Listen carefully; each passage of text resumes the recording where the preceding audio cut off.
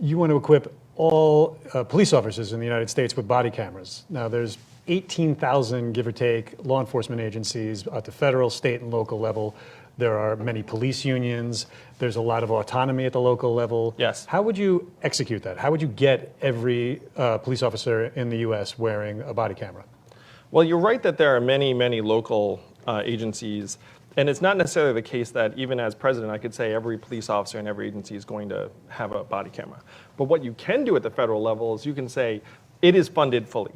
And we're not talking about that mammoth an amount of money. We're talking about maybe several $billions would be enough to buy a camera for every police officer in the country.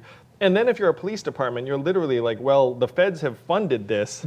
And so we don't like the idea of cameras so much that we're going to turn down free cameras for our officers. That's going to be a very hard argument for municipal departments to make. And then if you're a citizen of that town, you're like, wait a minute, they're like literally free cameras that you guys are turning down? Like, what are you guys doing over there? So you could get significant adoption around the country if you just foot the bill. And from a public standpoint, I think we'd all accept what's a relatively trivial cost in the context of our budget to know that there's a new standard being offered for police officers around the country, which is that we expect their interactions with us to be recorded.